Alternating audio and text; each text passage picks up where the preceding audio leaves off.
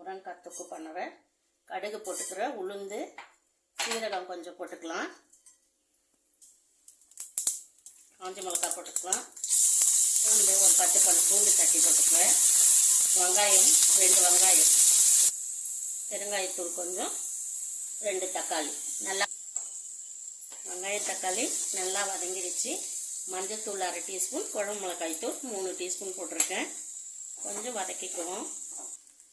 முருங்கைக்காய் போட்டுக்கலாம், கொஞ்சம் தண்ணி ஊற்றிக்கலாம்,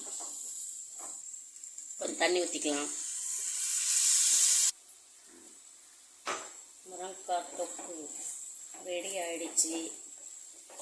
இன்னும் கொஞ்சம் ட்ரையாக வேணும்னா எடுத்துக்கலாம். இந்த டைம் கொத்தமல்லி போட்டு கொஞ்சம் எண்ணெய் மேலே அப்படி விட்டுக்கலாம்.